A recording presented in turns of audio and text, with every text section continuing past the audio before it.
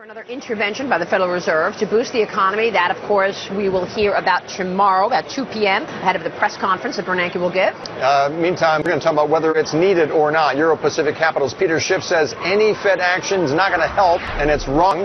Ron Insana, though, says the economy needs it right now. So let's talk about it and get your perspectives on this right now. Peter, you saw the employment numbers last Friday.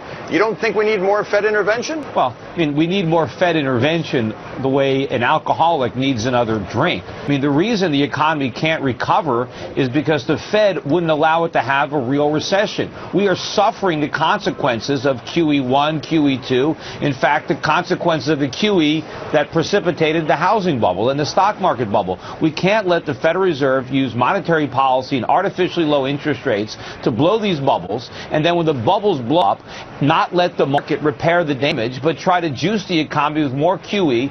It's never going to recover if we keep doing this. Ron, what do you think? You think the stimulus will make a difference here? Well, I think it will help at the margin, and I think that the notion of not letting the Fed help and letting the market clear with what would have been a devastating recession or depression in 2008 and 2009 is historically wrong-headed. We found out what happened when policy mistakes were made in the 1930s. We found out what's happened in Japan in the 1990s, and there is really no historical basis on which to make these predictions that intervention and assistance from a policy perspective doesn't help the economy. There are 46.7 million people on food stamps who would argue quite differently right now. Ron, yes, there is. In fact, we're repeating the mistakes of Japan. We're repeating the mistakes of the 1930s. We are intervening. We're actually doing it in a worse way. And the Fed can't help. All they can do is make it worse. Now, can they delay the pain? But that's patently false. You're not backing that up with anything, Peter. No, I'm backing it up with facts. All the Fed can do, Ron, is delay the pain, but in doing it, it makes it worse.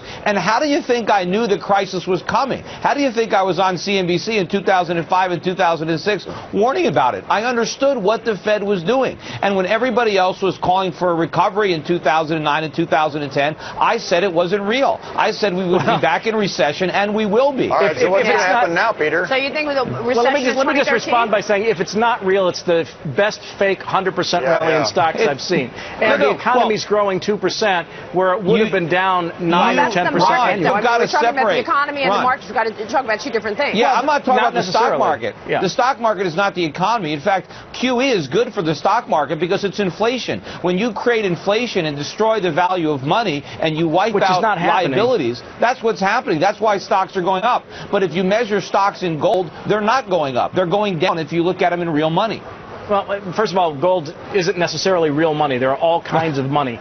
No, there's not. Yeah, there are. And if you look at history, we'll see everything from seashells to lodestones to salt to paper to metals being real money. There are all kinds of money. You know, but paper is not money. Paper is a money substitute. Argument. We have this theory argument about what should be done. But when you think about it from a political standpoint, which politician is going to be the one to sit on his hands or her hands and let the economy sink?